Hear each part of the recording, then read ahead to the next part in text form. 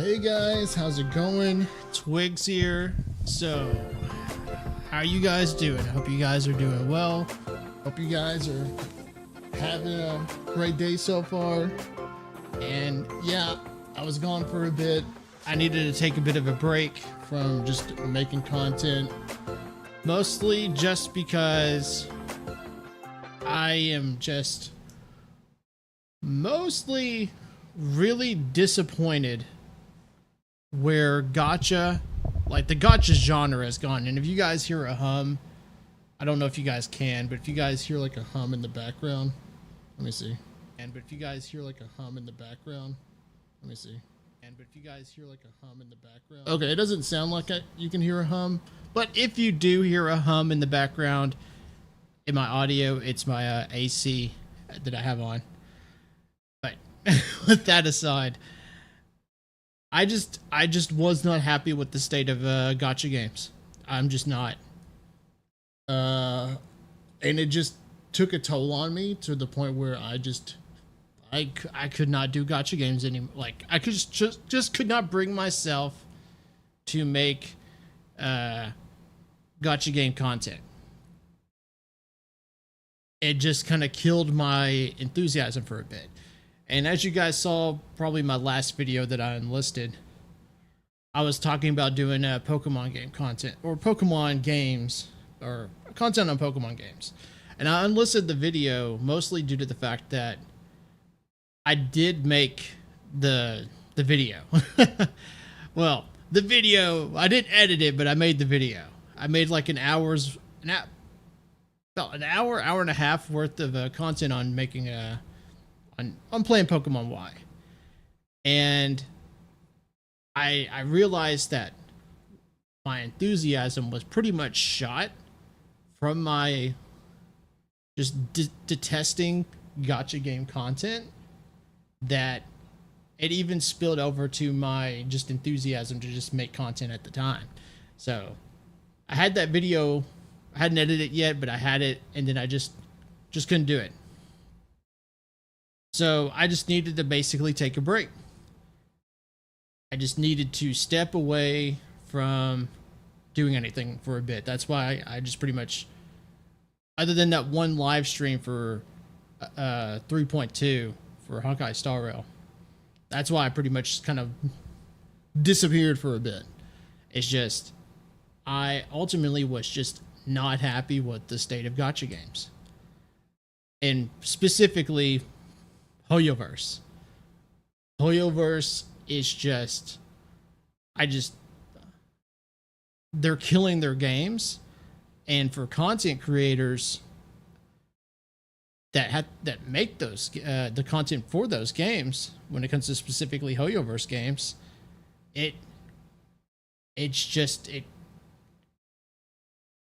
when the games aren't good and you see the games becoming more and more and more predatory to the point where you're just disgusted by it, it kills your drive and your passion to make content for those games. So in borderline, almost playing the games in general. And that's, I mean, as you guys know from my if you guys have watched me for a while, you know that's pretty much why I quit Genshin Impact. The devs for Genshin Impact became just complacent. And then with Honkai Star Rail, which is a game I arguably loved more than Genshin Impact, seeing it become more and more predatory to the point where like literally right now is a spending event. It's disgusting. And now with ZZZ, even though I did watch that video, where is it? ZZZ. Here, we'll just do it this way.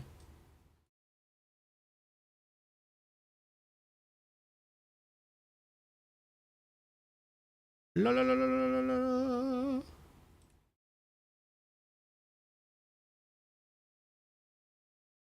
Yeah, this dev talk video. That was a good video. I like the changes that they've been talking about for updating the game and improving the UI and making more positive changes that have been what the players want. And it's great. It's actually fantastic. I will give praise where praise is due. But overall, it's at the end of the day a Hoyoverse game. And you have to ask yourself, how long will it be potentially before Hoyoverse greed corrupts this game? And that's where I'm at. And then a lot of you guys are going to probably be saying, well, Twigs, maybe it's just Hoyoverse. And you probably and potentially are correct. It could just be limited to Hoyoverse. And I hope that's the case. Because with Wuthering Waves, I overall enjoy the game. And I can't say really too much criticism about Wuthering Waves, because overall Wuthering Waves has been a fantastic game. I only have like 2-ish critiques for the game. I think obviously the big complaint, echoes. Echoes can be a pain in the ass to level up, especially when it comes to if you have the currency or not to, or the material to level it up. That can be a pain in the ass. And then my other criticism is just Whimpering Waste. Whimpering Waste is a dog shit mode. Like, I hate Whimpering Waste so much that I don't even want to play it. I gave it its good, fair shot twice. I even tried it post-update, where they made their changes. Still a dog shit game mode. So dog shit that I don't care about getting the rewards for that game mode. That's how much I hate that game mode. So, with all that being said, give me just a moment, guys. Give me just a moment.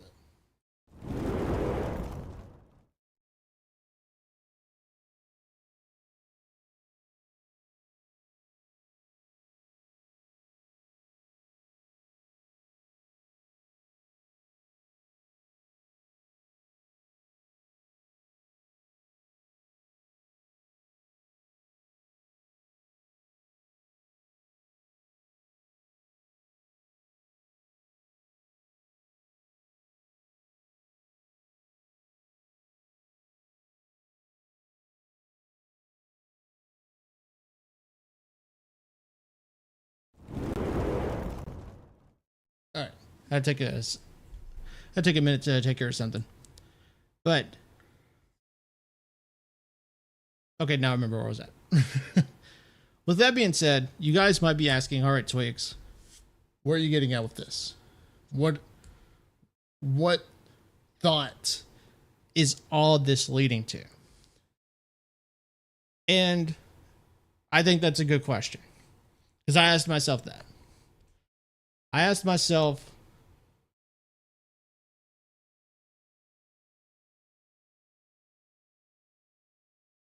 thought I had to sneeze for a moment. Okay. I felt a sneeze coming. Because I had to take that moment. I had to take that. It's when I start talking, I feel like the sneeze is coming.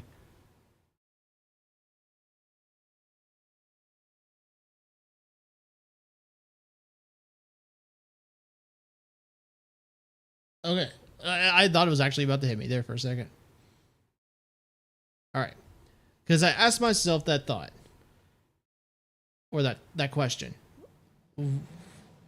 If I'm pretty much annoyed and aggravated and disappointed, and I just am ultimately displeased with the state of gacha games, other than realistically Wuthering Waves. Where am I at? Where am I at on this this notion? And it pretty much leads me to the point where I can't really bring myself to play Genshin Impact.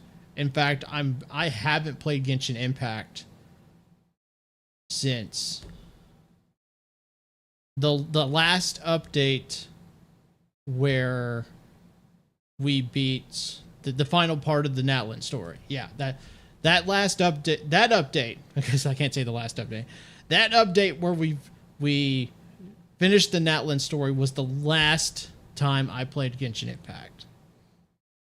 And I don't plan to play Genshin Impact till the Nod Cry update, because I'll at least try. And that actually leads to my point that I'm getting at, is that when it comes to gacha, I'm realistically not going to play a gacha game.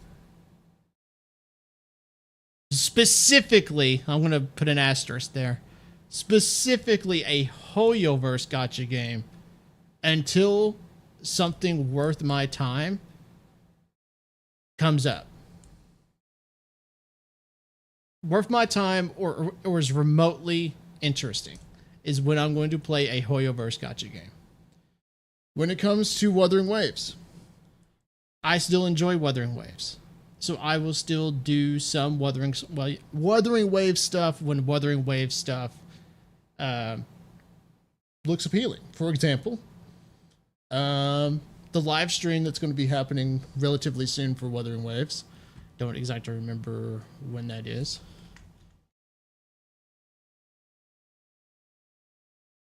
La la la la la.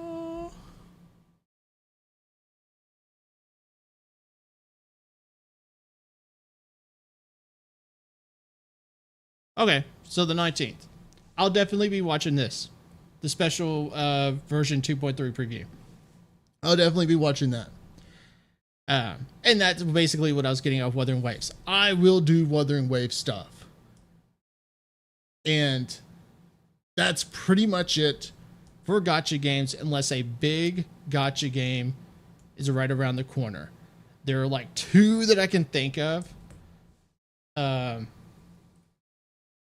This one, realistically, right here, A Theory of Restart. That looks interesting. I might try it when it comes around. Whenever Ananta comes around, I would definitely try out Ananta. But it has to be, again, something I feel is worth my time. And that's where I'm at with gacha. Is Hoyoverse games have basically, to a good extent, broke me. I just can't will myself to care about making content for Hoyoverse gacha games. And that's why I said it has to be something interesting that I feel is worth my time to even bother with Hoyoverse gacha games anymore. And that's where I'm at. But Wuthering Waves, I'm still cool with Wuthering Waves. And now this brings me to my next part. What do I, outside of Wuthering Waves, where I've pretty much put a limitation on a good chunk of the games that I play and or talk about. I still will talk about gacha game stuff. For example, whenever drama happens with the gacha games, whenever any interesting news comes up with gacha games, whenever there is something worth shitting on about Genshin Impact, for example, I'll talk about them. But I took like the last couple days. The last couple days, I sat and I thought to myself, I think I know what I want to do. And that's to go back to my roots. What, and I mentioned this in that last video I made when I was talking about the whole, my thoughts at the time with my channel and what I wanted to do. And unfortunately, looking back, I just kind of made that video a little too soon because again, looking back with hindsight, I think I just wasn't sure at the time what I wanted to do, but I thought I knew what I wanted to do.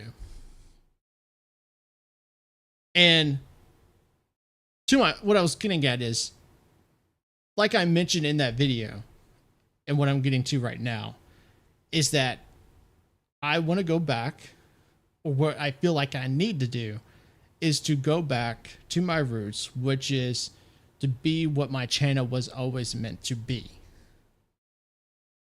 And that is, my channel was intended to be a channel dedicated to my gaming experiences. I remember playing Destiny 2 and just sharing my gaming experience of Destiny 2, playing Nintendo games, in which I still pretty much did from time to time whenever a good Nintendo game came out.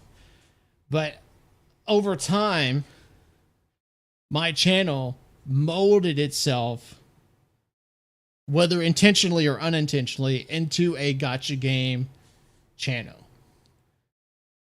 Because it went from Genshin Impact to Honkai Star Rail, and then I incorporated Wuthering Waves while still doing Honkai Star Rail, and then doing a little bit of ZZZ stuff, and then sometimes shitting on Genshin Impact, and then looking at other gacha games, so on and so forth. It became a channel centered around gacha games because that's what I just ended up playing.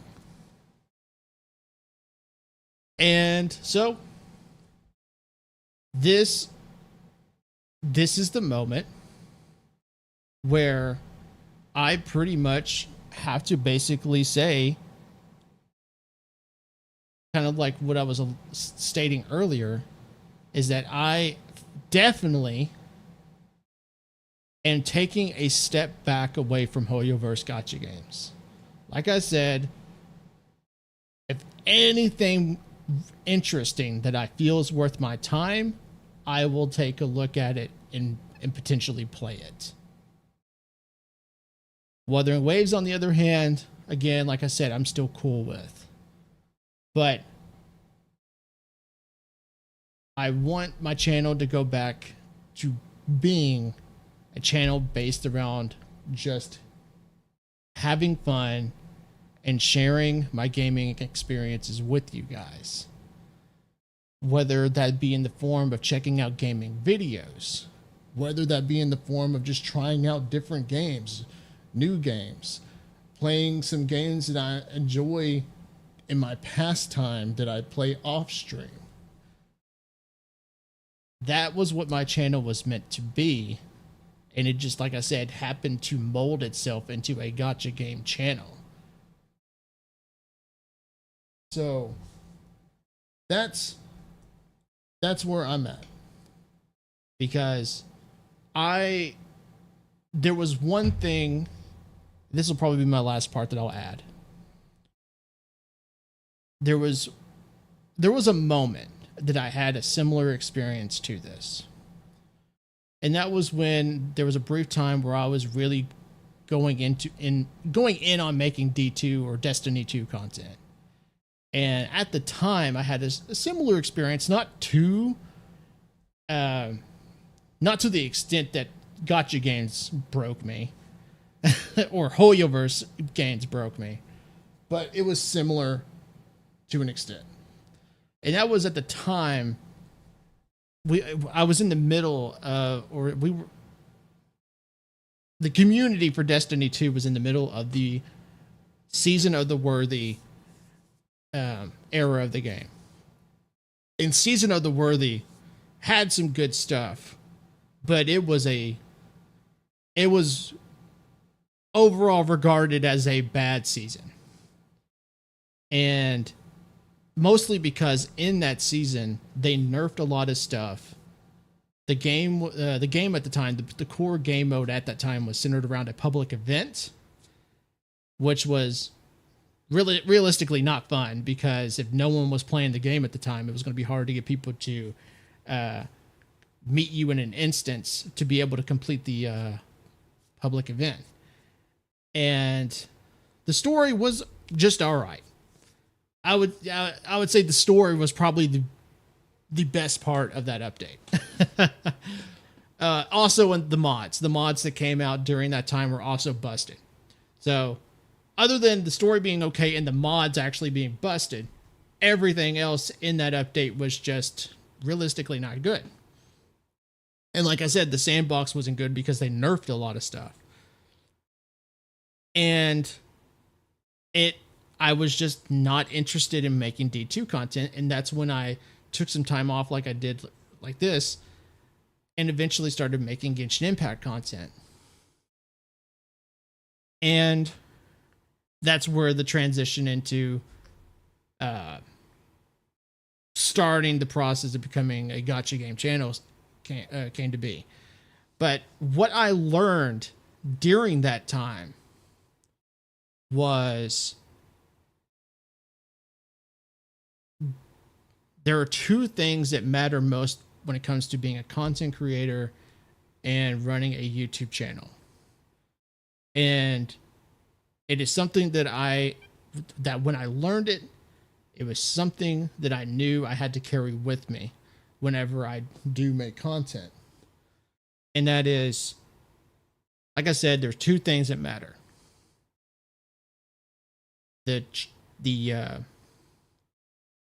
Obviously the viewers' enjoyment of the stream and the content.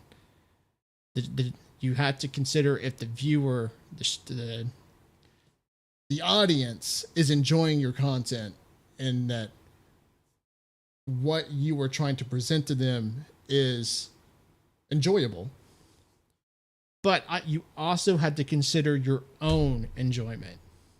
Because if you are not enjoying making your content, that will have, to some extent, a bleed effect from your content to your viewer. Because, again, if you're not enjoying your content, to some extent, your viewer, your audience, will notice that.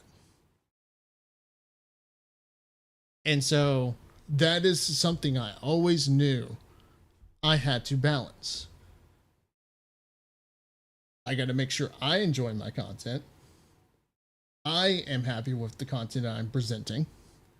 And making sure you guys have a fun time with me in enjoying my content.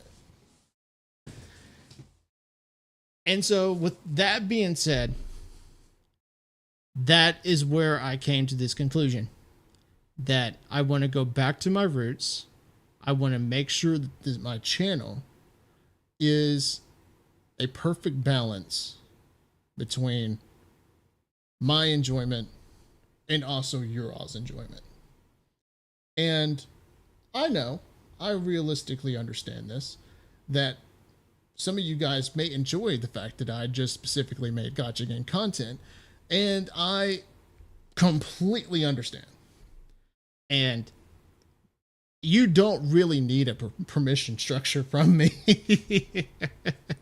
If that is something you're not cool with, I understand. If you want to unsubscribe to my channel due to that, to me pretty much saying, hey, I'm going to be making less gacha game content and only making gacha game content when I realistically want to, that's something that you're not interested. I understand. I feel you. You and I are cool. But if you are someone who wants to stick with me, hang out with me, and just enjoy my content, whatever it may be, thank you. I appreciate that. And I know a lot of you guys, I know you guys because I usually see you guys sometimes in my comments, and even when you guys come into my chat whenever I stream, I know there's a lot of you who have stuck with me since my OG days. And to you guys, especially. I appreciate you with every bit of my heart. And so I wanted to get all of that out of the way. I wanted to discuss every bit of that and be as transparent with you all as I possibly can, because like I have said a few times in my previous videos, I try to keep it real with you. I try to be as honest and genuine as I can. So that is pretty much everything that I have had on my mind for the last couple weeks. That is pretty much everything that I have come to the conclusion on in the last couple of weeks. More realistically, the last couple of days, because it was the last few days that I really kind of honed in on what it was that I wanted to do. And that's, I think that's about everything. And if I make this a YouTube video, feel free to head down to the comments and let me know how you guys feel, how you guys think. And again, I don't care who you are or what type of viewer you have been to me when it comes to my channel. Thank you. Thank you greatly. So, with all that being said, what are we looking forward to? And I'm being realistic as possible now that I have took the time to gather my thoughts. Again, whenever there's anything interesting in Hoyoverse, I will check it out. Whenever there's anything that I want to, basically with the typical React content that I've done, there's anything that I find interesting that I want to react to, I will react to it.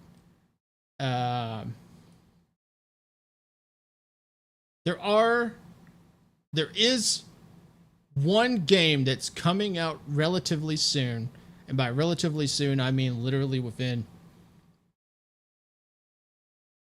time span of a week. Let me see if I can find it.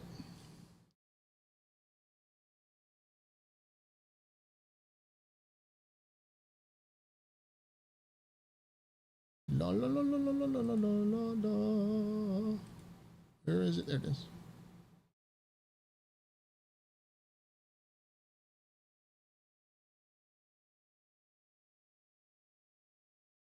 There it is.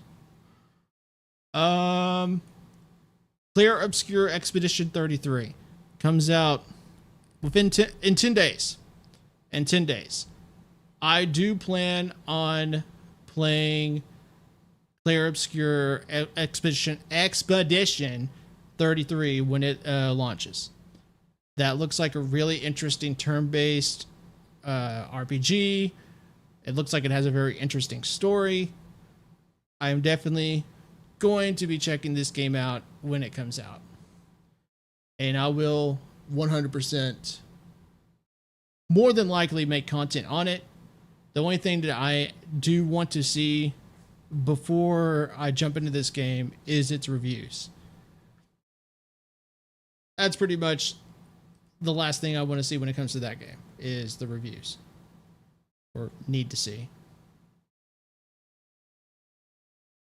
So that is one thing that I am looking forward to, and what I am definitely going to be making content for. Wrong button.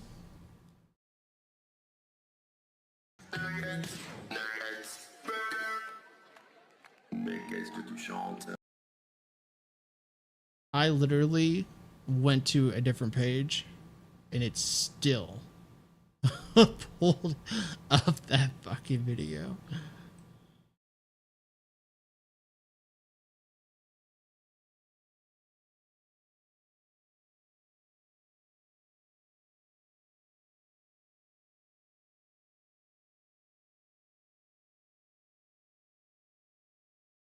See if there's anything else.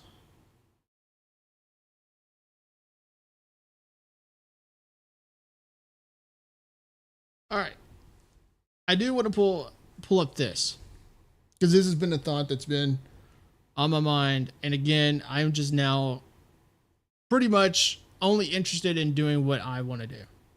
And if you, like I said, if you guys have any input, I'm definitely down to hear it.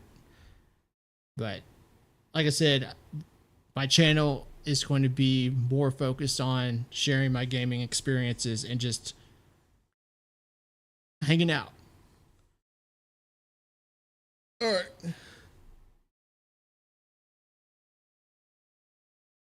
Let's go here.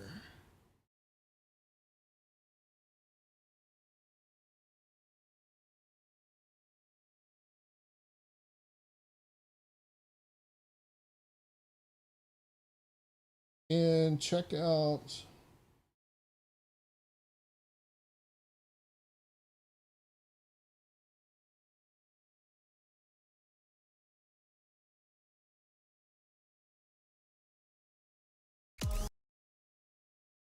let's check this out.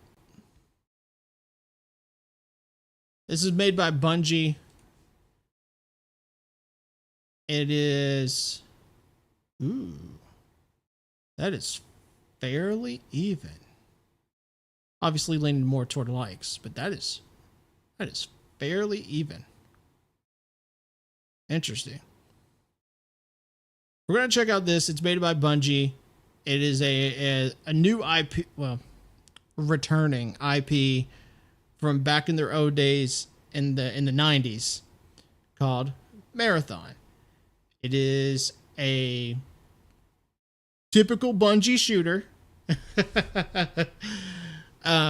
But it's supposed to be also a extraction shooter that has like hero shooter elements, but not really. So let's check this out and see what it's about. To be fair, I've already seen a good bit of this, but I want to share my thoughts with you guys.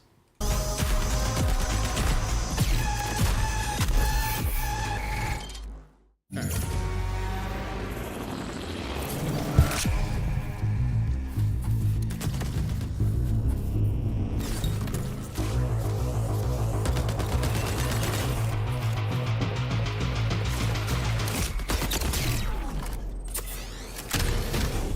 Okay.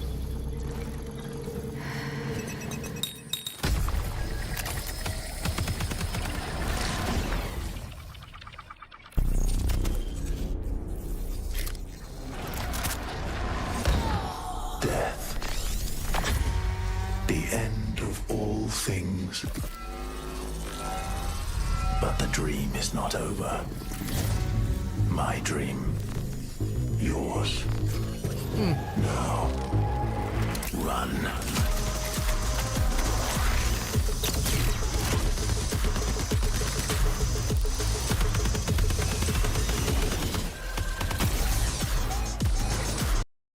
Was that a... Let me see here for a second. That is a big boy. It looks like he has a interesting ability there. Oh, he had like a big crane arm and it looks like he was about to smash it down on him.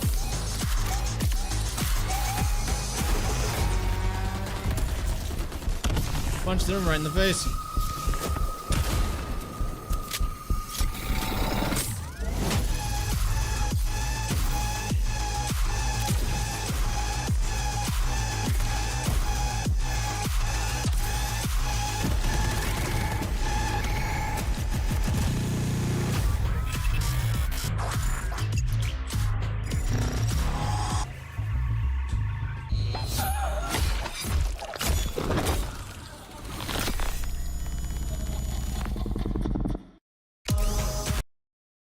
So, my thoughts are, and like I said, I've already seen a good bit of this stuff. Cause, let me head back here. I've already watched this and even the story trailer, the cinematic short that was honestly really good. This was actually really, really great. But my thoughts on the gameplay are, it looks like I mean, it's a Bungie game. Bungie makes really good shooters. Really good. The forefront. Let me put this right here. Dynamic and tactile gunplay. They make really good shooters. Styles and customizable builds. And I mean, if you've played Destiny 2, if you've played Halos 1 through Reach, or high rolling with powerful gear, great shooters. you'll need to use your best Great judgment great when games. you decide which fights to pick.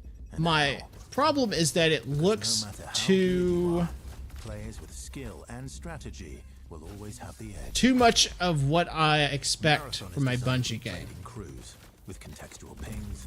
And I like the aesthetic when it comes to the graphics. Streamline playing. The graphics look honestly really clean. Everything looks smooth. Everything looks, for the most part, can polished. overcome the odds to revive your teammates. And I like the colors. My problem is more so when it comes to the art style. We give you the freedom to opt out of crew. It looks too. They said they wanted to go for surrealism. No two runs in marathon. And for me personally, with dynamic events, I'm not the biggest fan of surrealism. adapt on the fly. I can enjoy some aspects of it. Like but there's aspects of the scenery here with the planet in the distance and that stuff when it comes to like the more sci-fi elements. I love it. Slip into the shadows. But everything just feels like it's made out of plastic, and I know they were going for that because they were all synthetic Want to push enemy teams and steal their loot robots that have like with agility implants. someone Focused weapons. like Disrupt rival crews. possessing them Running support for your friends. or controlling them. Shield charges and a specialized backpack. Eh, The lifeline they need. I get it, but at the same time, it's not like something that Free to experiment. really grabs me. And that actually goes for the most part of what I'm getting at here is that when I watched all of this, Game challenges. nothing Play. Discover. realistically grabbed at me other than just how good the story cinematic trailer was. One, where you and your friends will start to unravel the mysteries of Tau Ceti 4. And I know this is all based on alpha footage, so hopefully From your next big score. they can improve on this, because the game comes out September 23rd.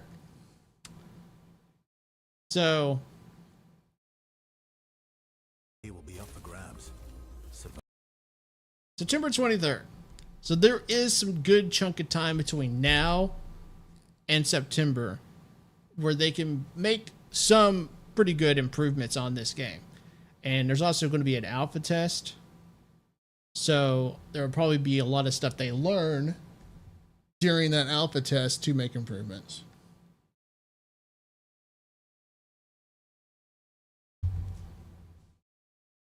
That's my bit that I wanted to talk about with Marathon.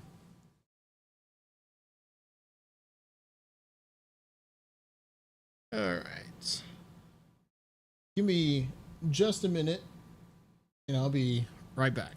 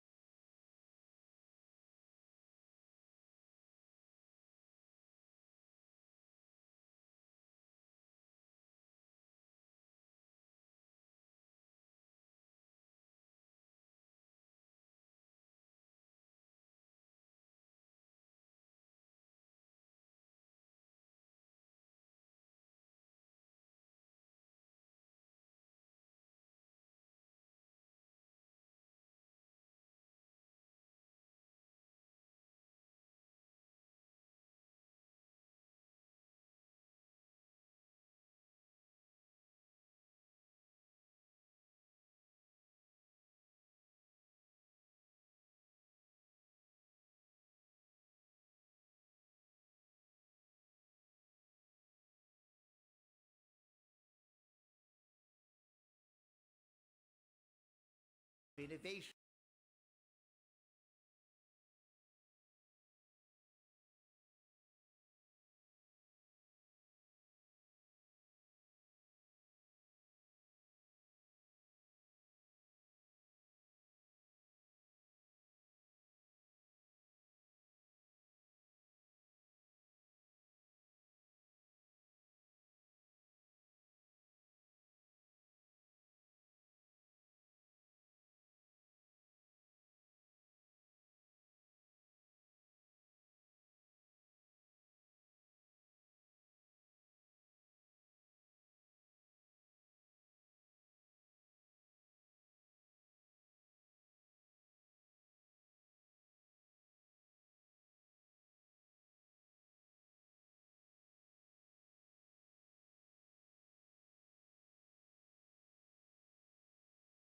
Cliff.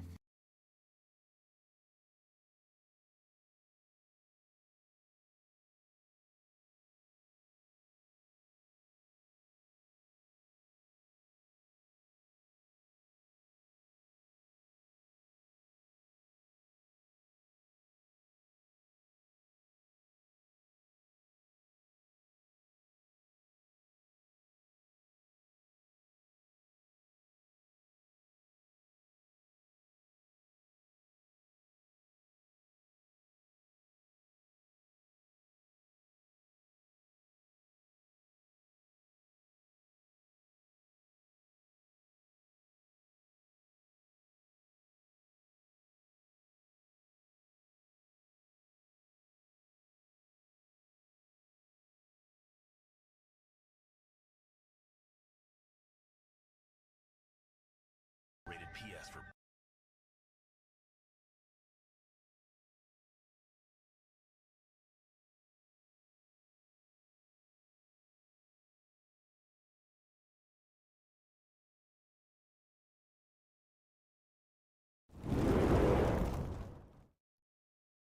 Okay, I'm back. So we're going to be jumping into just a few reacts when it comes to some gaming stuff. A couple of it's gotcha related. Some of it's not gotcha related. So we'll start with the Rogue Killer video talking about and doing what Rogue Killer normally does and making an EXE going over the Castorus stuff, because I am interested in seeing how Rogue Killer is going to interpret and maybe spice in his opinions for comedy everything that went down with the Castorus, the 3.2 drama, yada yada yada. So I'm going to leave, if I make this a YouTube video, I'm going to leave a link in the description below. Hit that like and subscribe button, and let's jump right into it. Here we go. rated PS for pretty stupid.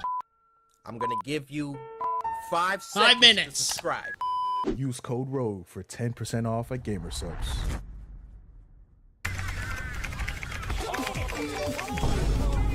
Oh, fuck.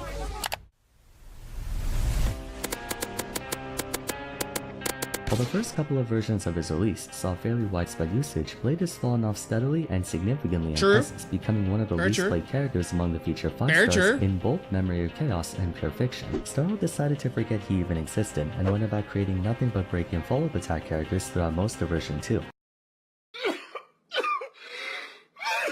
A lot of people are saying that Blade is trying to fall off bit by bit, but other people think he's not doing as much as all the other DPSs in the game.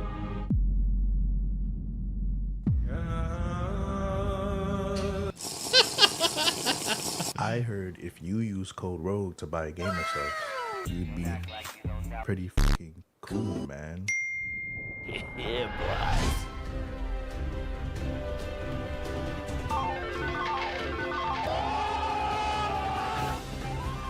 What is She that, is Cocoon? badass. Is that an egg of the dragon? That's where the dragon comes from? This is a Dark Souls boss. This is Elden Ring. I've played these games before. Dude, this character's so cool. Just She a is cool. Huge dragon, bro. I want this character so badly. Dude, the dragon is so fucking cool. Even if It's it is cool. a carbon copy of Grand Blue Fantasy Relink's fucking Bahamut. Who are you? Is the dragon also Castorus? No. That's the cutest fucking thing I've ever seen in my entire life. Who is that? Oh my god, wait! The twin sister! Oh, the sister is the dragon. Holy spoilers. That might be one of the most beautiful things I've ever witnessed, that eyes. Everything about her is screaming like HI third Zila. Did she just out Sealy? Sealy, she even has the sight that the butterflies too. So she summons her dead sister to fight for her? Yeah, it's like, wakey, wakey. She goes, arise. Get the fuck up. Get up. And the thing is that Castorus is cool. Everything about her, from animations, design, character, which character's more arguable, but I'll throw in character anyways. Character, or even her colors. I think her colors are really pretty and they blend really well. And the dragon and the whole death theme, everything about her character design wise is cool. It's not even, in my opinion, arguable. She's cool. She's fucking cool. But there are things outside of Castor's control that are the problem.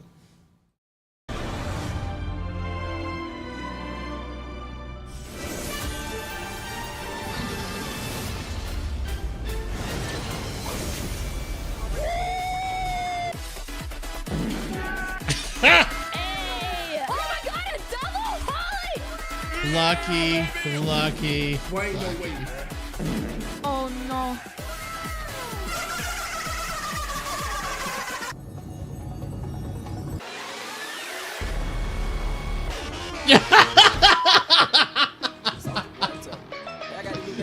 This is something else.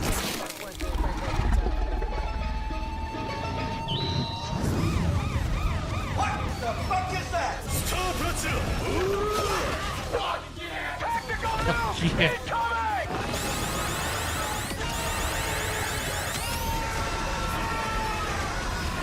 That's great. I love that. So what does Castorus actually do? So basically, whenever an ally takes damage or heals, that healed value gets converted into this sort of energy bank. And once it's at 34,000, you can summon the dragon. 2 + 2 is... What am I gonna do? This is fine. That's okay. Got you, homie.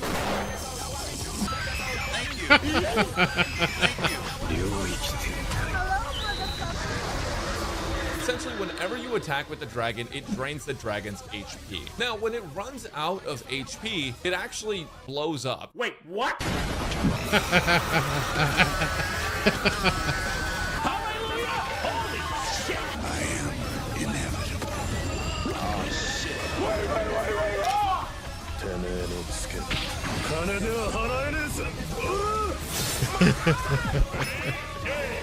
I'm going to bust nut.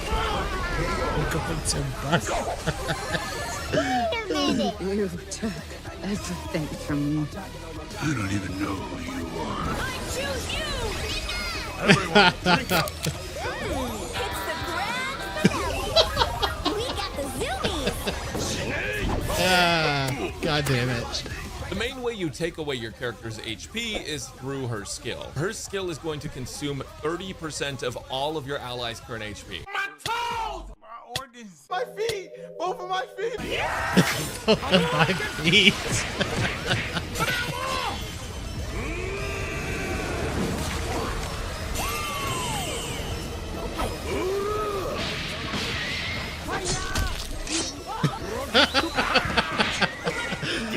The Mortal Kombat shit. That's good.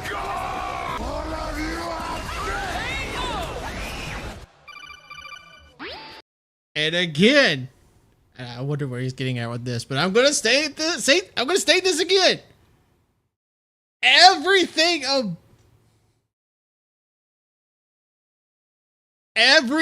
about her character design wise, and hold on, this what I'm about to say is technically not true. 90% of her gameplay stuff is really cool. There's just one thing about Castris that's out of the character's control that throws a whole wrench into every bit of it. Just do it! I got you, homie. What is he doing? He's beginning to believe. What the fuck is he doing?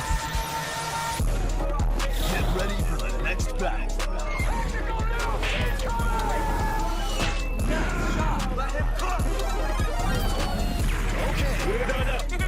in danger.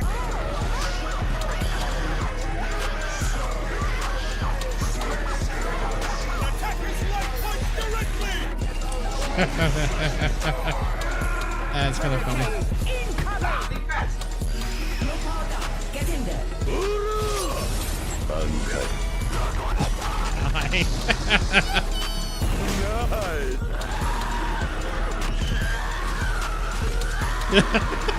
What the hell is even that? Be gone!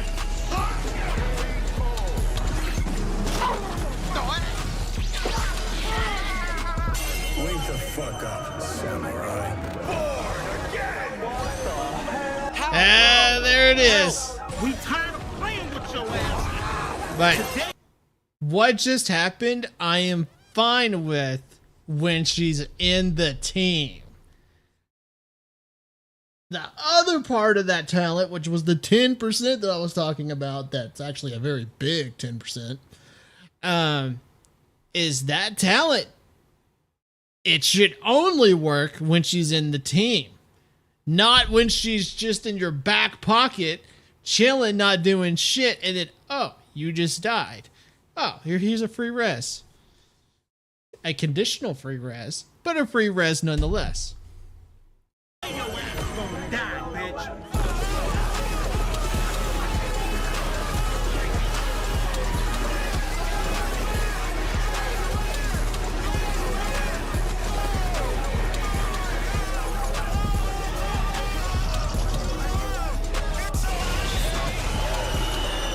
don't know what this is, but it's kind of hot. This character is objectively strong. She's a very strong contender for a new damage dealer for your account if you are looking for one. She's a newer unit. She does the job pretty dang well in MOC, and she's fun to play. She plays a little bit different from everyone that we're used to. And can be used with pretty budget-friendly options, being Remembrance Trailblazer, Gallagher, Kayla, Ruan May if you do end up getting her for free. And then as far as other supports go, you can play support Blade.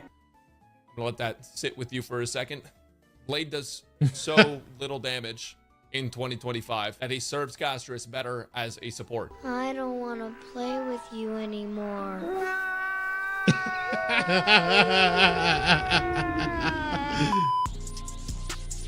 All right, so Rogue, you did good. It was a funny video.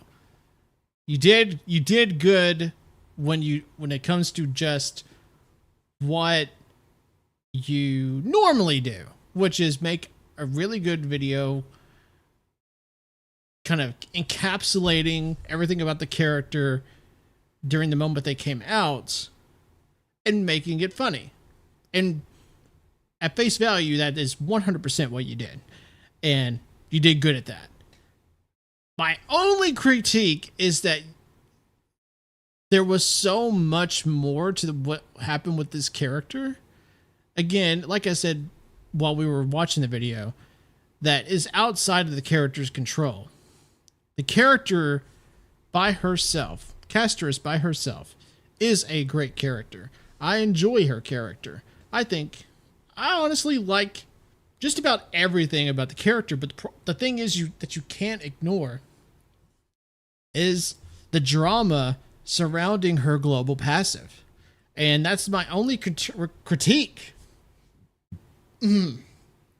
when it comes to Rogue's video is that he really didn't go into the global passive shit, because that was something that unfortunately was part of what went down with this character. And I don't know if maybe this was a sponsored video or not, but I find that a bit weird that he didn't go into that.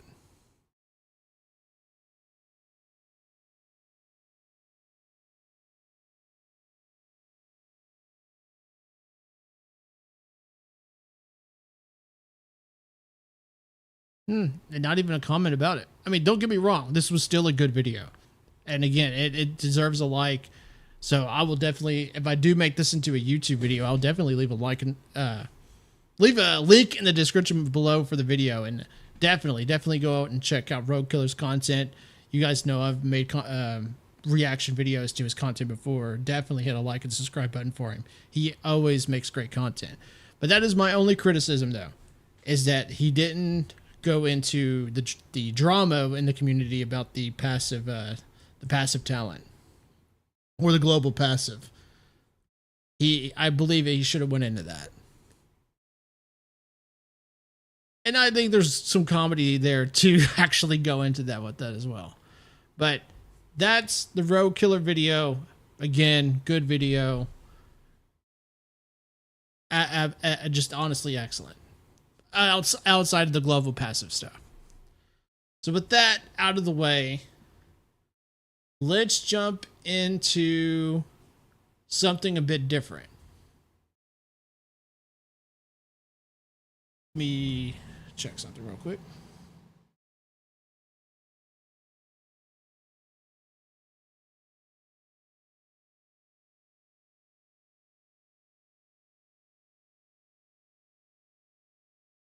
Okay. Let's jump into something a bit different. Let's go into the Nintendo Switch drama. And we're going to be watching another parody video of the drama, except this is from a content creator named Tom Christie. Makes mostly parodies of Destiny 2 stuff.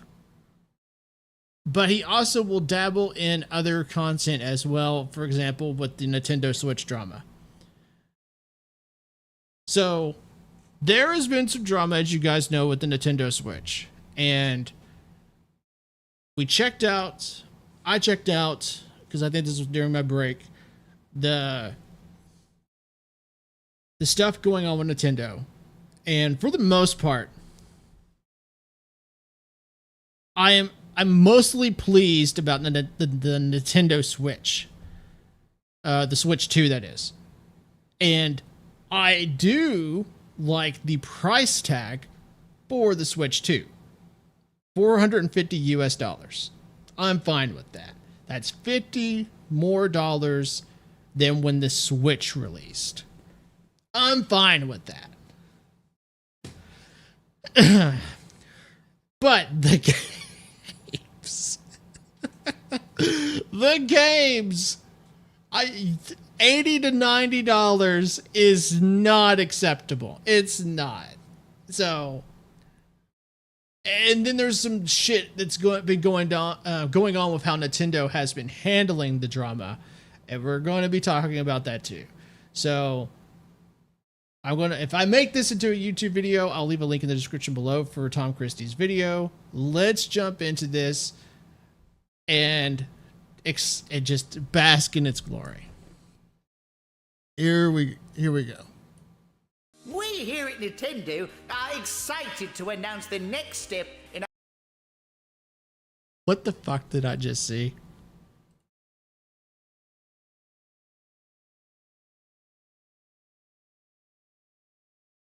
Skeletor, the pussy inspector. Okay. Okay. Are excited to announce the next step in our company's challenge to cripple your bank accounts. Okay. We're overflowing with pre-cum and enthusiasm to reveal our brand new piggy bank. I mean the Nintendo Switch 2, our little bukkake of innovation. Our little bukkake.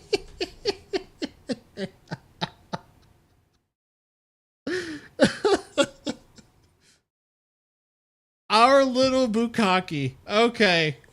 All right. Games, we've got that. Hardware, we've got that. A moral compass, now let's not get crazy here. But what we do have is the ability to play catch up with our competitors and strike whilst the iron is frozen. Because I'm delighted to share with all of you our revolutionary new feature, Group Chat.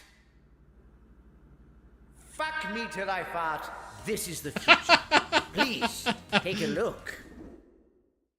Oh my God. We here at Nintendo are proud to showcase Game Chat, our brand new party feature, which will allow you to do what our competition has been doing for the last 2 decades. Here you'll be able to have amazing conversations with your friends. And when I saw this in the live stream where they were revealing Poon Slayer, okay, Moist Upstide, come on. But when I saw this, I immediately thought, one, wow, you guys are just now integrating this into your all's system. When, like Skeletor just said, the competition has had this for probably over a decade now. I'd say a decade and a half now. And they are just now incorporating it. And the thing is that, one, PlayStation and Xbox, goddammit, have already even moved on from, well, they've moved on halfway.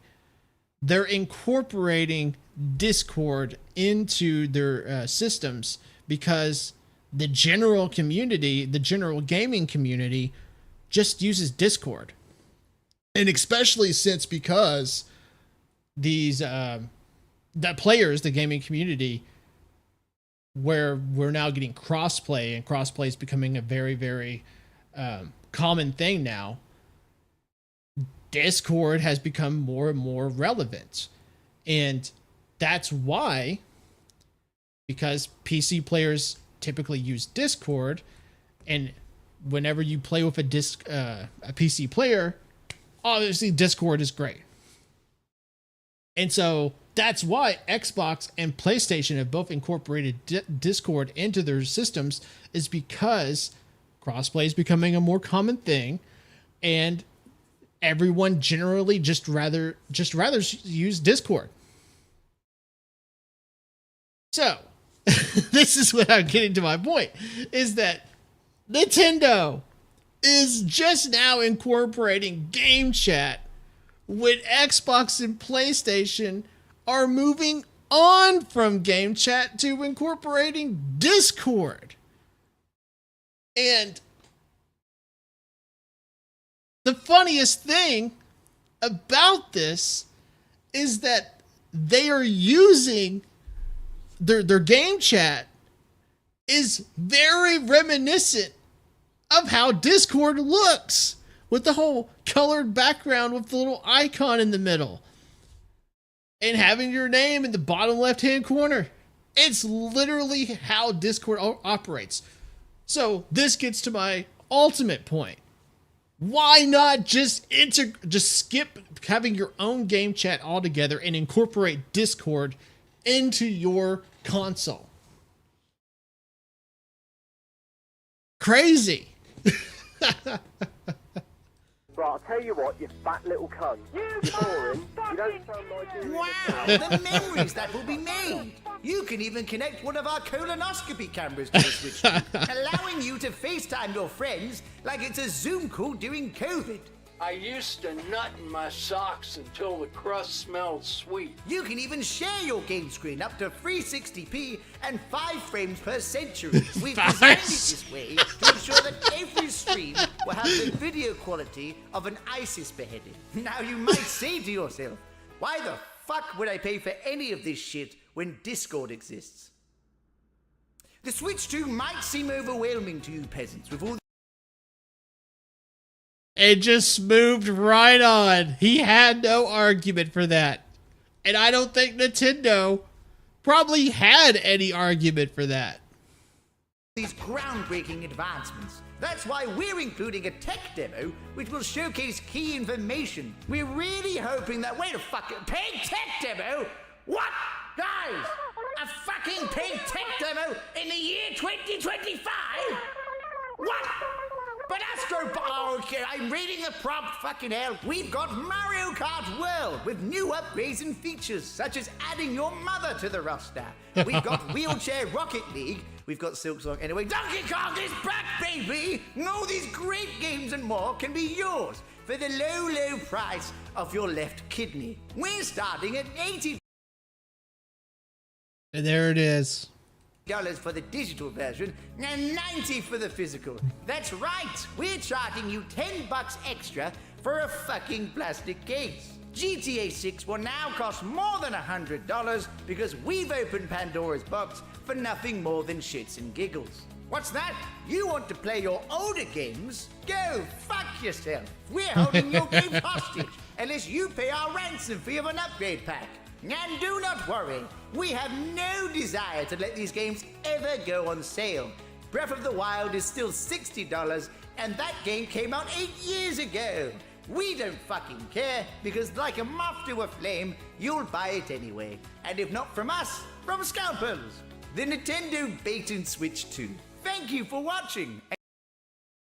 I need to see that last part again.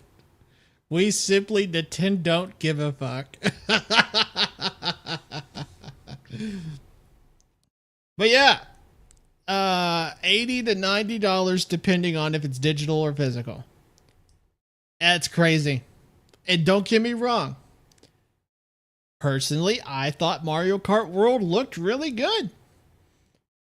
I like the improvements that they're making to make the game feel fresh and new with the whole open world thing, being able to go from track to track after you complete one part of the pre. Look cool. Problem is, no, the thing is, there is nothing. There is literally nothing that justifies an $80 to $90 price tag. There's not. Don't get me wrong. I love Nintendo. I've loved Nintendo since I was a kid. And even I can't say there is anything to justify $80 to $90 for those games. This isn't like Skeletor brought up. It's not Grand Theft Auto. They're just not. You can't just see Grand Theft Auto making their game will probably be around $100 and then say, oh, let's do that too. No, you have nothing to justify that. With Grand Theft Auto, they are at least talking about all the work that they're doing to make the game the way it is, to be able to beat the last one. Grand Theft Auto 5. Yeah, I think it was 5. It's just, there is literally no justification. And what is unfortunately going to happen, and this is what I think will happen, don't get me wrong, Skeletor is probably right there. There will be people that just buy the game because it's a Nintendo game. They don't give a shit. They'll throw the $80 to $90 at the game. But a lot of people are going to see a Nintendo game being $80 to $90, and they're just going to pass. They're just going to say, nah, that's not for me. And then Nintendo will probably see a reduction in sales because of that. And they may be forced to bring the price down when they're not meeting the sales numbers that they're potentially expecting. And that's the big part of the old thing in business: supply and demand. The thing about demand is when you're not getting the demand, because the customer, the consumer, doesn't want to buy your product because of the price, you, the seller, will potentially have to meet that demand. And they will probably have to lower their price to be able to try to meet the demand so that they can potentially make money from being able to justify the cost that they had to put in to make the product. And that's the thing. I think that's what's going to happen. I think that Nintendo is probably not going to meet their numbers because of this 80 to 90 price tag. And that's just because I do not see the general consumer looking at a Nintendo game and saying, yeah, I'll spend $80 to $90 for this. I only imagine the diehards that will buy this. And go fuck yourself. We're going to make so much money. I couldn't help but notice that you're a bitch. Hey, man! How did you get here? We're in the Nintendo Void, for God's sake. Now don't change the subject. You're charging $90 for Mario Kart. That's the physical version, actually. You know, you're making EA and Ubisoft look like Make-A-Wish right now. Do you honestly think your audience will pay for your games if just buying one costs a fifth of the console itself? Yes.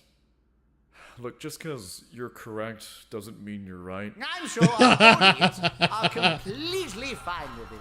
And who cares? Pre-orders are out, and people are buying it like it's crack. Who just blame inflation or some shit for the increased prices? We can't lose. Do you know how much money we'll make in America alone? You might actually have a problem with that. What? Do the Mario swing your arm. Yeah, hang on a second, I gotta take this. Go for Papa Skeletor. Whoa, whoa, whoa, whoa, whoa, whoa, whoa. Nah? What do you mean the pre-orders are off? Oh! What tariffs? Oh! Okay, so what's left? Now you me? Where's Miyamoto? What do you mean Well, have fun with all of that. the prices? What do you mean the camera struggles to pick up melanin? What do you mean? Oh, God damn it! We here at Sony now. Oh my God.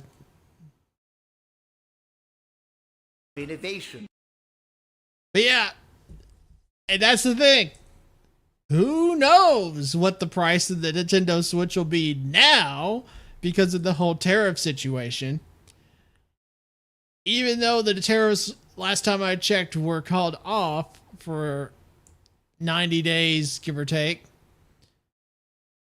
Who knows? Because obviously they have a June 5th launch for the Nintendo Switch, so the pre-orders, my bad. The pre-orders have to pick up again eventually. And they'll have to put out another post saying if the price has been altered or not due to if they do want to raise the price because of the tariff situation. Again, even though that it was called off for 90 days, give or take.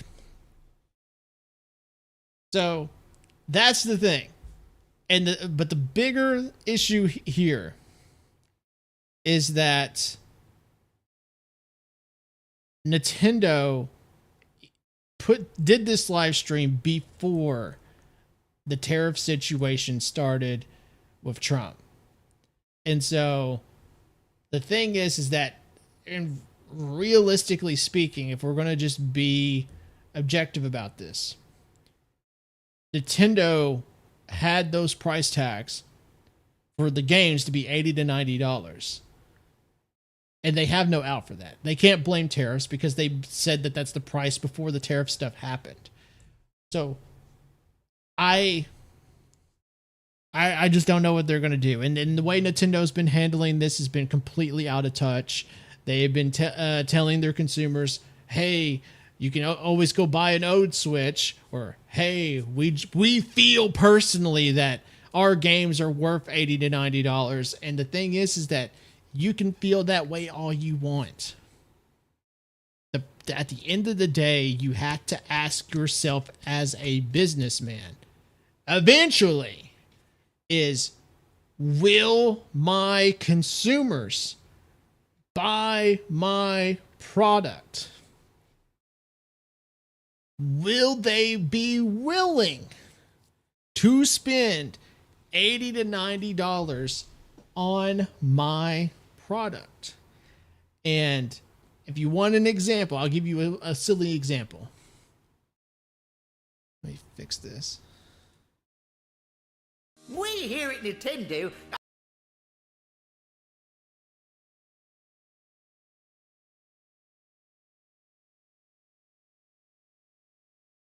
At the end of the day, okay, hold on. I almost lost my train of thought. I'll give you guys a silly example of the whole thing with charging your games for $80 to $90.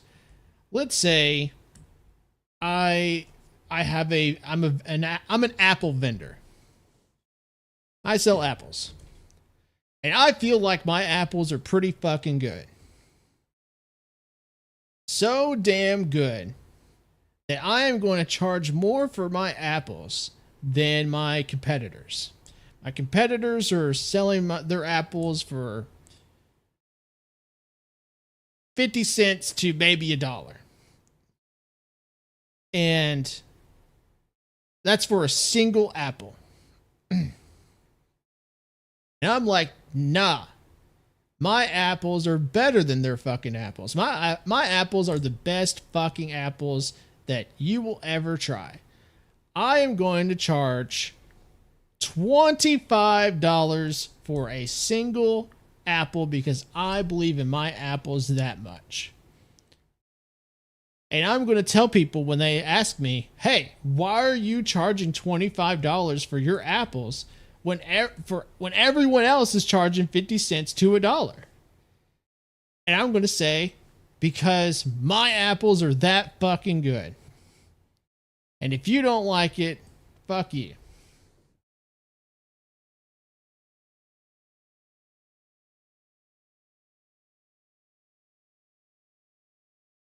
There we go. So, with that, that consumer, that customer is probably going to say, no, fuck you, and go to one of my other competitors. They're not going to even bother even considering paying $25 for an apple, and they shouldn't. That's crazy.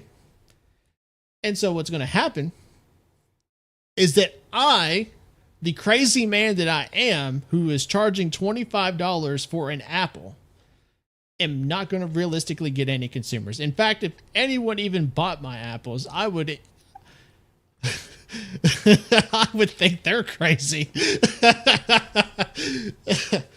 And so I'm not going to make any money because I am charging so much for what a consumer will not pay.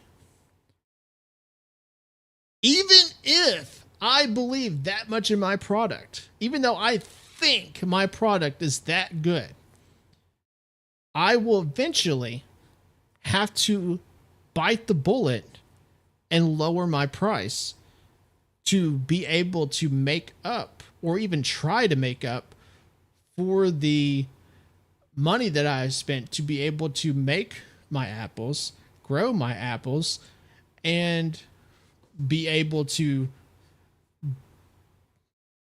sell my apples when it comes to the time that I'm spending trying to sell them and being able to move them from point A to point B. And so that's what's going to happen. I can believe in my apples so much that it doesn't matter. At the end of the day, I have to meet the consumer at a point where they can justify buying my product. The price has to justify what the consumer is willing to pay. And that is where I think Nintendo is kind of going to have to learn. is, will the consumer be willing to justify paying $80 to $90 for their game?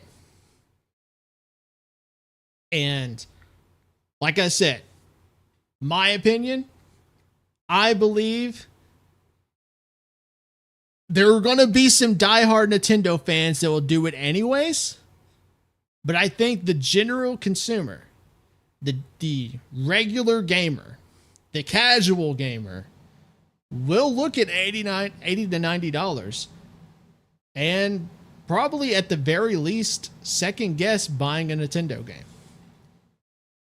I think that's what's going to happen. And there may be some that just say, yeah, okay, I'll do it. Or there may be, and I think there will be, some that go, I can't do it. I can't spend $80 to $90 for a Nintendo game.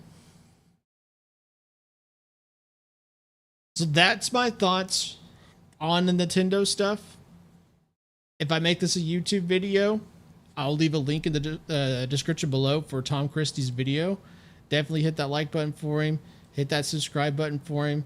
He makes great content when it comes to Destiny 2 and general gaming content. So great video. Definitely check him out. Hit that like and subscribe button. While you're at it, hit that like and subscribe button for me. I greatly appreciate it. So that is, again, my thoughts on the Nintendo Switch stuff. Great video by Tom Christie. Now, let's get to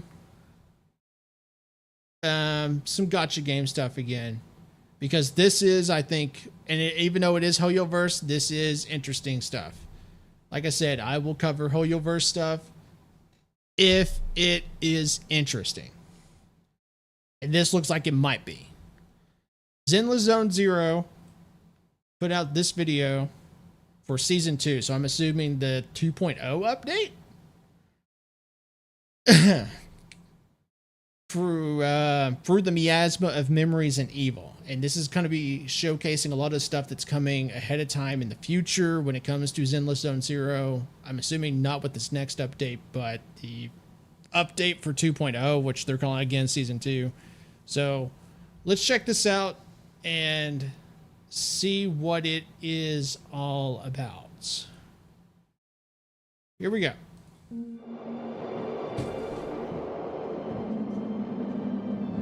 So far, animation looks good. Yeah, this so far looks good. And that's the thing about Hoyoverse. They make, when they do animation good. Welcome to Waifei Peninsula. Upon this Waifa oceanside Peninsula? cliff is where New Eridu's porcelain originates. Wow. If all were peaceful, this would be a perfect place. But oh my God. Holy fuck. If I were wise, I would be glancing at those things too. Oh my God. Holy shit. You could just see them bouncing right when they fucking entered the screen. God damn. unfortunately, Bala Bala Tatsai! Come and try something sweeter than love. Ah, it's that girl again.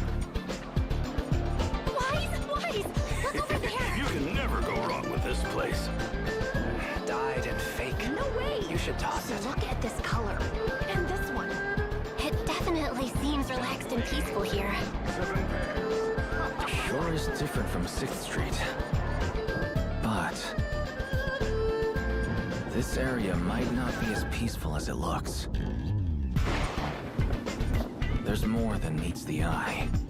Has something happened in the hollow again? Is that like a bunny girl? Okay. I'll say definitely interesting character design. I do think she has a very interesting character design. no.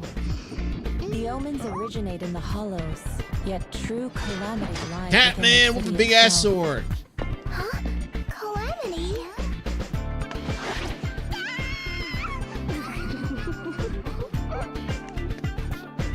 Tops monopolizes all porcelain-related trade here. Ah.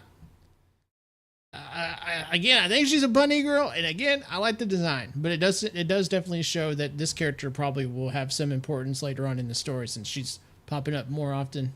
Allowing business to boom.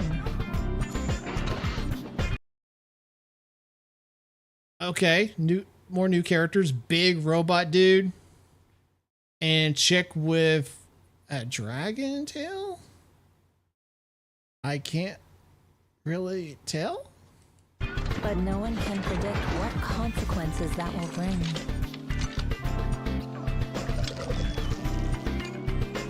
Greed leads to disaster. Seems real mysterious. A secret lies beneath the ground here. Perhaps I always when dig the their truth music. comes to light. That secret Oh, it's that chick again. may very well be the origin of calamity.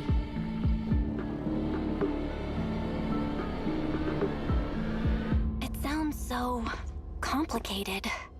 God damn. Fret not. This investigation will make things right. So, we can still turn things around, right?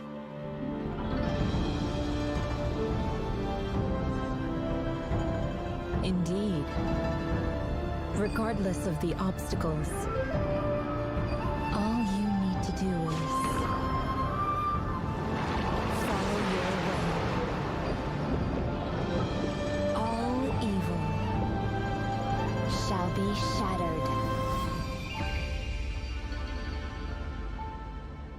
Definitely a cool looking character. Very cool looking character.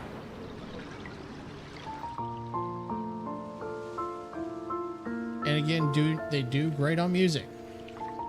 That's the sad part about Hoyoverse. That's what happened.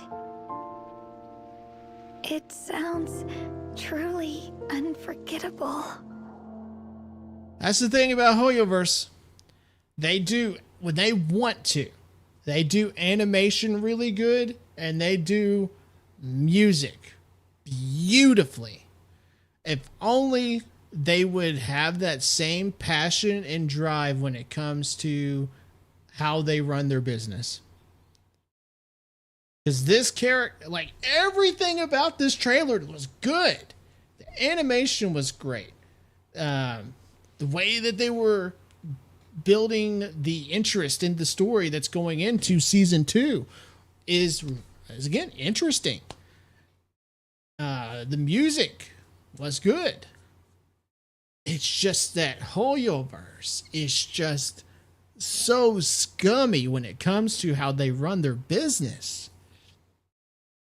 And that's my biggest fear with ZZZ, is that at the end of the day, ZZZ is under the umbrella of Hoyoverse. And so there's always that fear, that worry that how Hoyoverse has been handling Genshin Impact and how Hoyoverse is, well, let me rephrase, how Hoyoverse has handled Genshin Impact, because Genshin Impact, in my opinion, has already been ruined. How Hoyoverse is currently handling Honkai Star Rail. The fear, the worry is there that it might bleed into ZZZ. Again, because ZZZ is under the same Hoyoverse umbrella.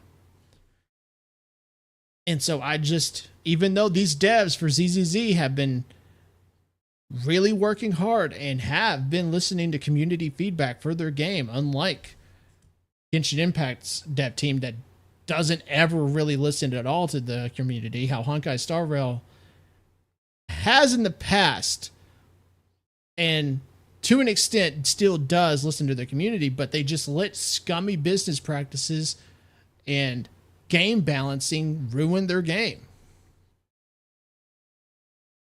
I want to believe in ZZZ.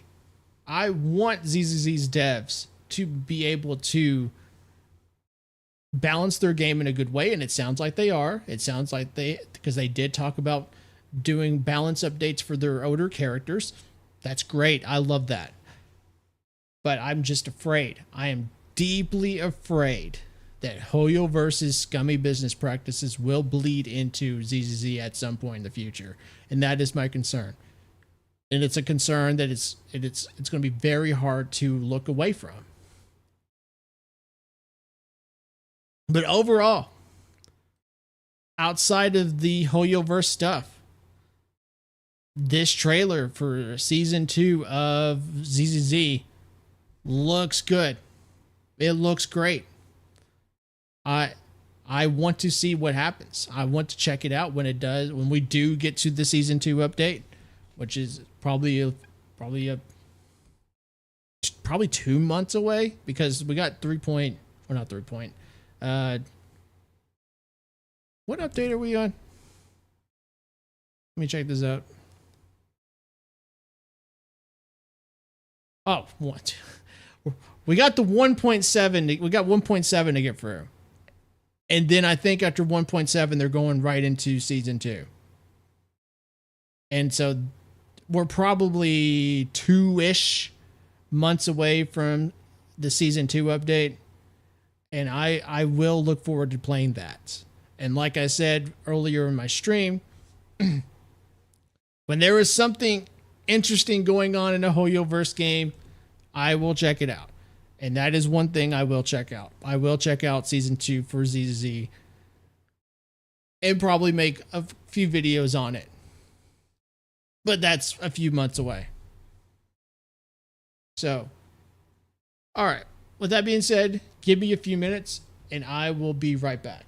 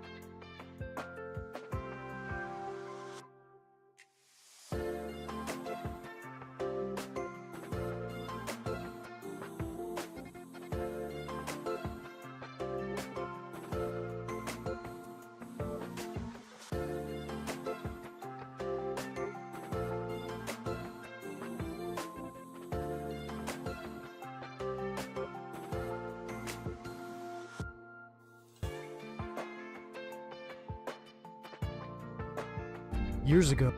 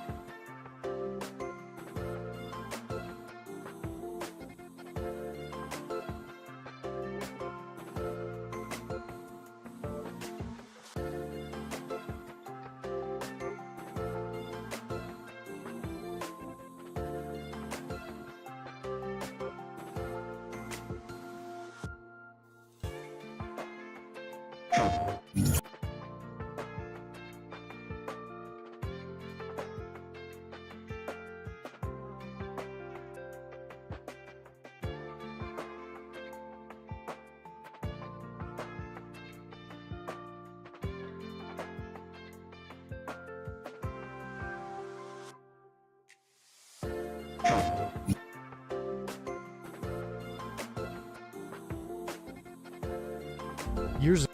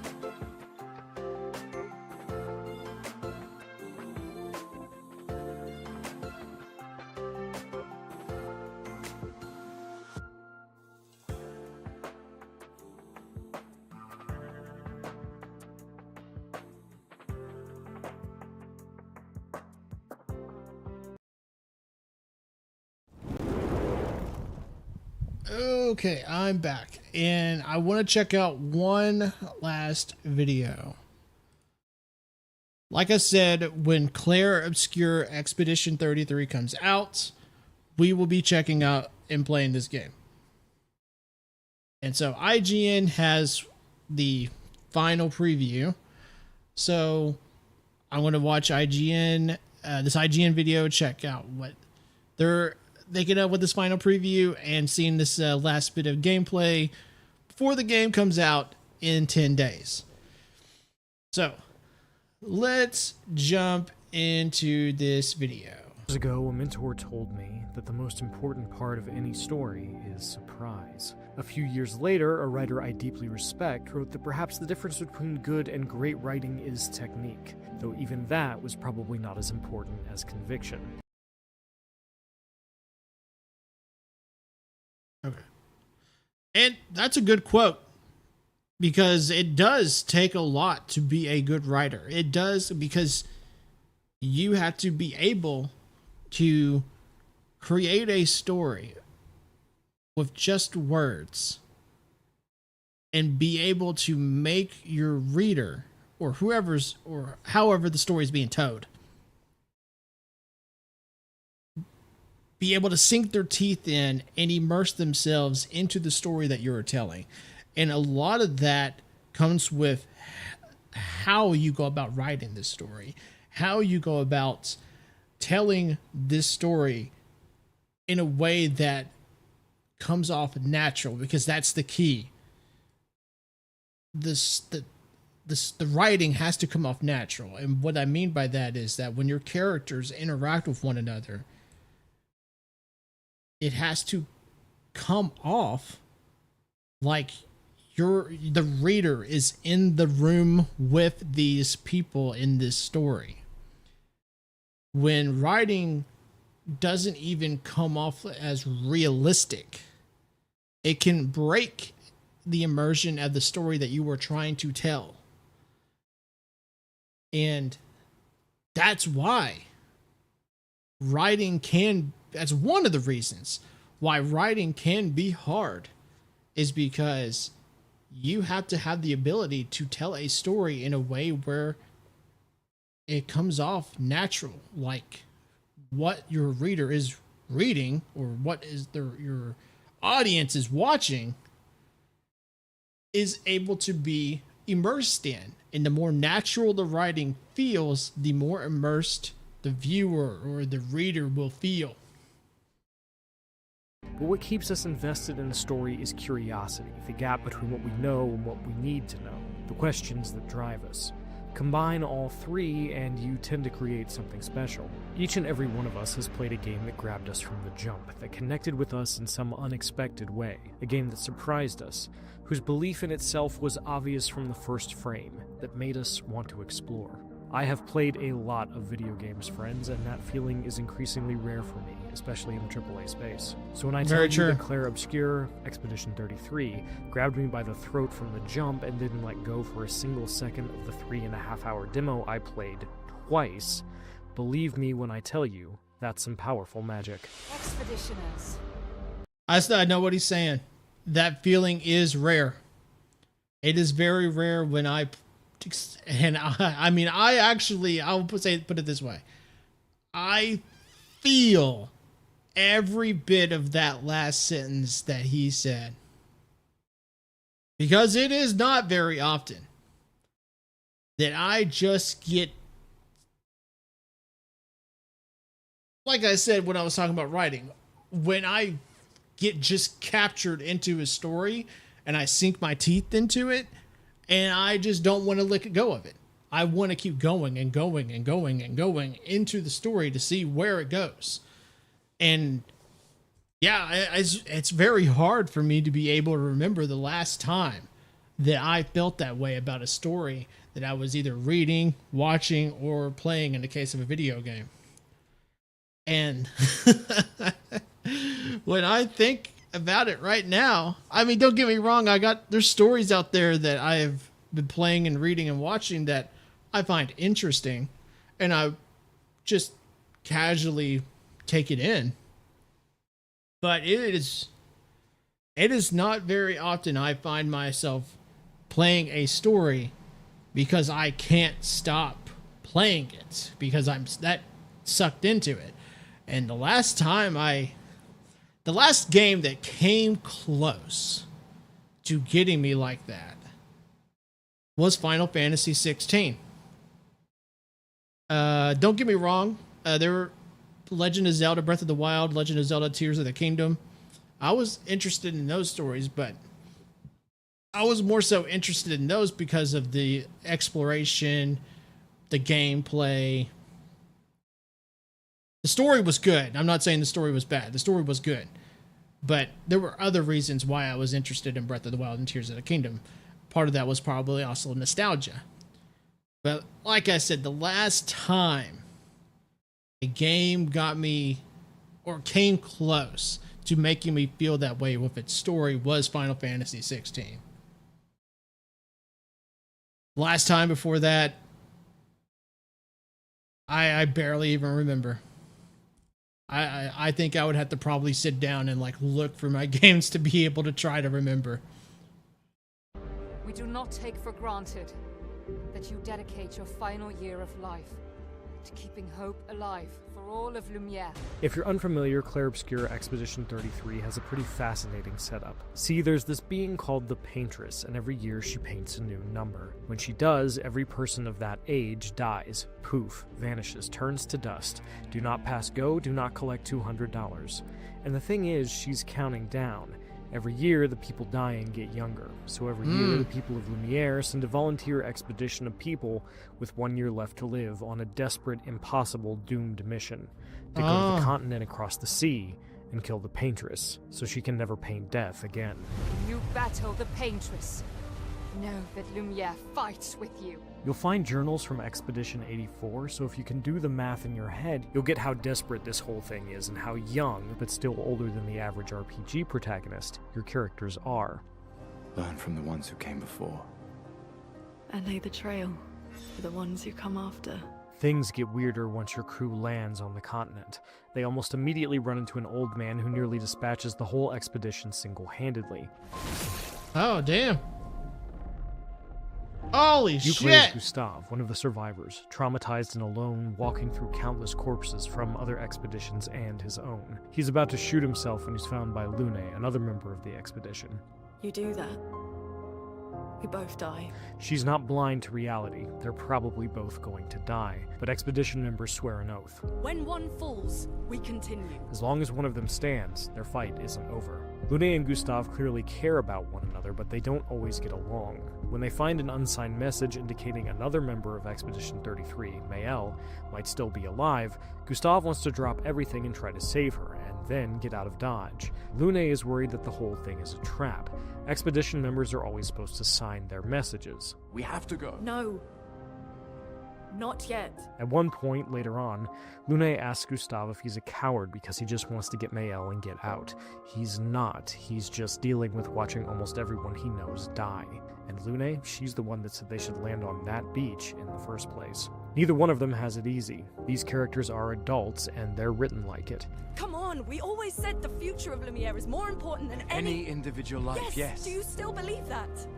They don't always agree. They're dealing with guilt and loss and trauma, and they're not always kind to one another in the heat of the moment. But they care about each other, and at the end of that exchange, once they've calmed down, they share a laugh. The mission. Really? Compelling characters are complex and flawed, and Expedition 33 seems to understand that. Sorry. Even if they weren't, Expedition 33 could probably skate by on the world. My demo was... So right there, I wanted to kind of take a moment to think about it, but right there is what I was talking about earlier about writing. And what we saw there, what did come off like a natural conversation. And that's the thing about writing, is that you have to make it feel natural. And right there, even with that short bit that we were watching, I found myself sucked in, listening to their exchange, and found myself, like I said, as if you're there watching the conversation take place, sucking in the reader, the audience, by making the conversation feel as natural as possible. And that's what they did in that moment right there. Was fairly linear. There were branching paths with hidden grapple points, platforming, goodies, and secrets to find, and tough optional bosses to take on, but this isn't an open world game, and it's better for it. Expedition 33 reminds me of Final Fantasy X. These environments may be linear, but they're gorgeous, whether you're standing atop a hill looking at the indigo tree, or both underwater and somehow not. Expedition 33 is a visual feast, and I stopped in every environment I entered to marvel at the beauty and composition on display. There's even a world map you traverse to get from place to place, like the RPGs of old. This will be useful. What really hooked me, however, was the combat. Clair Obscur may be turn-based, but it's not a DVD menu. There's a lot of depth here. Every character has a melee and ranged attack, the latter of which must be aimed manually. Melee attacks build AP, and ranged attacks spend it. You'll also need AP for skills, unique attacks that each character has in their arsenal. And on top of that, each character has a particular attribute. Gustav can use certain skills to build up stacks of overcharge, which he can spend to cash out for a devastating attack. Lune's spells grant elemental stains that can supercharge her other spells for additional effects and damage. Okay, cool. My favorite, Mael, you do rescue her. This isn't a spoiler, she's in Clair Obscur's trailers. Can switch between 3 different stances, offering buffs to attack, AP generation, and defense. Managing your AP, setting up a big combo, and planning ahead matters. Like FF10, the turn order is displayed on the left side of the screen, so you can plan every turn in advance, but strategy is only half the battle. The other half is moment-to-moment execution. You don't just choose an option and wait for a canned animation to play out. When an enemy attacks you, you can dodge, parry, or jump to avoid it. Dodging that way, avoids making it feel attacks, more while parrying interactive. nets to a Very good, very potentially good. Huge counterattack and awards AP, but has a tighter window. Sometimes the only way out is to jump over something. Sure, you can engage in the time-honored tradition of blocking with your face, but the harder fights are going to force you to engage with these defensive mechanics. That's what they if should you parry do. an attack that hits your whole squad, all of them strike back in a beautifully choreographed counterattack that never gets old. Early on, I ran into a very powerful enemy who could kill my characters in a single hit, but the thing was, he had to hit me. If I could parry him, I could win. It took me a couple tries on my first run. He had a tricky attack that forced me to parry or dodge twice in a row, but once I figured out I could parry the first hit and dodge the second, I managed to take him down. And that's where skill comes in. Very good, very good. Then there's the back-end stuff. And that is awesome, because I see a lot of shit, and as you guys who have been watching me for a while now, a lot of that stuff is very reminiscent to how turn-based RPGs play nowadays. For example, Honkai Star Rail, you have the action board, you have the whole system of either building up your points or spending your points. And very reminiscent of games like Honkai Star Rail, and then an older game that I enjoyed back in the day that was the first game I saw incorporate this system was Bravely Defaults. That's why the Honkai Star Rail system, when I finally played Honkai Star Rail, was very easy for me to pick up on. But the thing is that this is basically taking games like Honkai Star Rail and taking it to the next level by adding in stuff like dodging and parrying to make the game feel more interactive and add more skill to the game. Very good. Stuff called Pictos and Luminas. You can equip up to 3 Pictos to any character, which provides buffs like shooting this enemy might light them on fire, or attacks do more damage, or killing an enemy grants more AP, as well as stat upgrades. Win enough battles with a Picto equipped, and you can have everyone else equip its effects, minus the stat bonuses. And this is where you can do some really degenerate stuff. Sure, Mael has a skill that puts her in Virtuo's stance, where she does 200% damage if she uses it while an enemy is burning. Normally, you'd have to have somebody use another skill to set this up, but what if you gave Gustav and Lune a Lumina that means their ranged attacks are likely to set enemies on fire? Then there you go, you have your opening. Or maybe you equip a Picto that cranks up your base attack damage, or that awards more AP for nailing a parry, allowing you to stay on the offensive longer than you'd normally be able to. Then you're cooking with gas. You're cooking. Combine all of that, and battles offer a lot of interesting choices. If someone's low on health, do you spend an item or AP to bring them back up, or do you bet it all on dodging or parrying the next attack? How do you level up your characters? Who gets what skill as a Picto so they can stack the right stats and they don't have to spend Lumina points to get that effect? And on it goes. And through it all, Expedition 33 is constantly finding new ways to make itself interesting. What's a Gestrel, and why is Lune obsessed with them? Who is the Paintress, and what does she want? Why is the world the way that it is? Are all these beings actually hostile? Some of them seem pretty friendly, and you have the option to fight them or leave them alone. What's the deal with that old man? How does any of this stuff work? In my demo, Clair Obscur Expedition 33 didn't stop to explain itself, and I appreciated that. It trusted me to figure things out, and I was more invested in what was going on as a result. Most importantly, I could never predict what would happen next. By the time "Thank you for playing" came up on my screen at the end of my demo, I was thoroughly hooked. And that's good. On my second run guessing. through, I found even more hidden areas, and laid the smackdown in one of the optional fights that had flummoxed me the first time around. When my time with Clair Obscur Expedition 33 was up, I wasn't ready to stop. I wanted to fight more battles, learn more about the world, and spend more time with these characters. Sandfall Interactive is a new studio, but you'd never know this was their first game from playing it. And that's Surprise, crazy. Conviction, curiosity. Clair Obscur Expedition 33 nails all three. It had my interest before I played it. Now it has my undivided attention. If Sandfall can stick the landing, they'll have put together something remarkable. For more, check out our recent previews of Jump Ship and Neighbors: Suburban War. And I am definitely excited to try this game.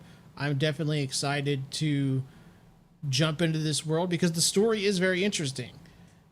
the whole idea of taking this concept that at first does sound strange, a paintress on an island a little off the coast of where the main land is, I'm assuming, paints a number, boom, anyone that's of that age dies.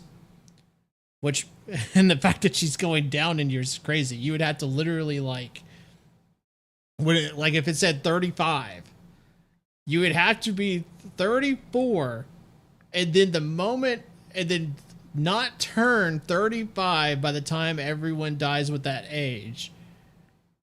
And then sometime before the paintress paints another number, turn 35 to dodge the bullet before she paints number 34. Oh man. Or the other way around is that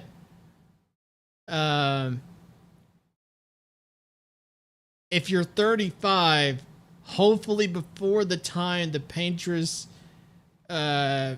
kills everybody that is 35, before that point in time, turn 36. And then you would dodge that too. So you got a small window. It just really depends on your birthday. But the thing is, what I'm getting at is that it's a silly concept. But again, the skill in writing is that if you can take that silly concept and write the story in a way that you make that concept come off as believable.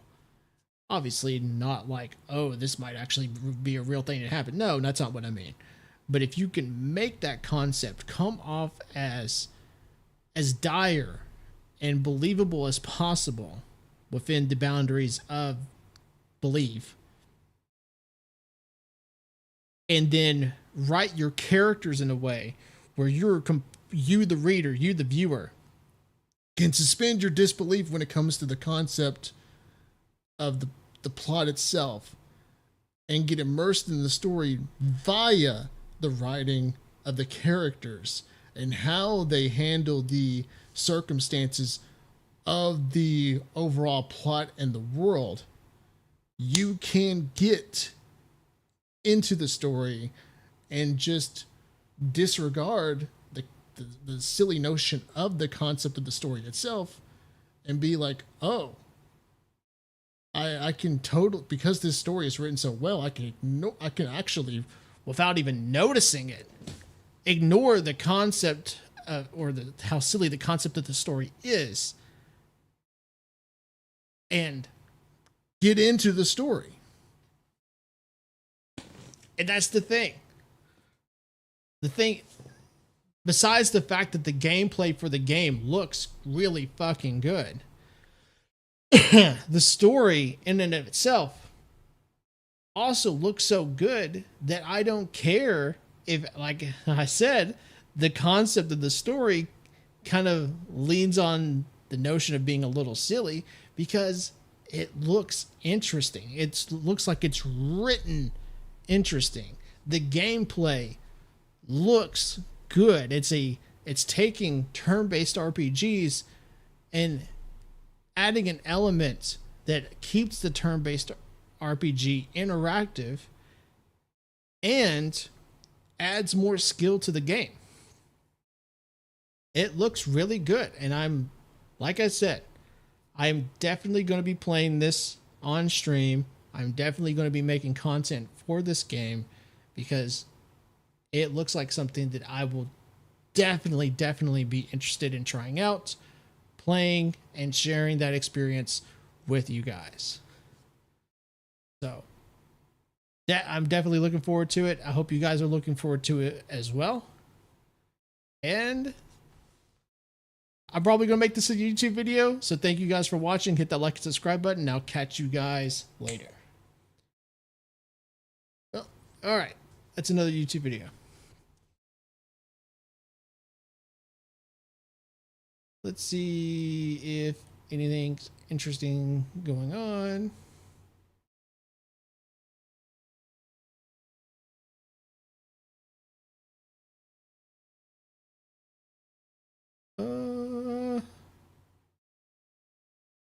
See what's going on over here.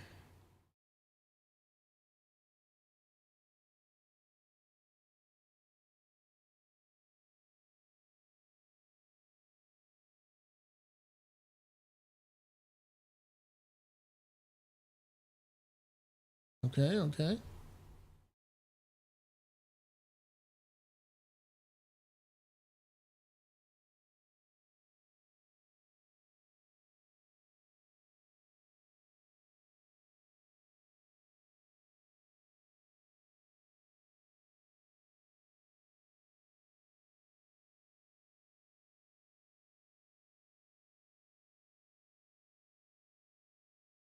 Well, guys, it seems about everything that I wanted to talk about and react with you guys. I'll probably make some of this stuff into YouTube videos and share that content with you guys.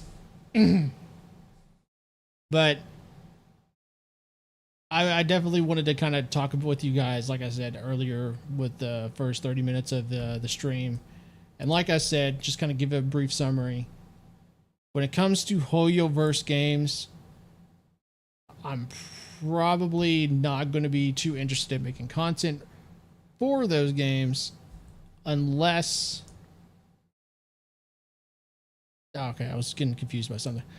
I probably will not make content for those games unless something interesting happens that catches my attention and makes me feel like it's worth my time. Hoyoverse has just completely broken me when it comes to their games.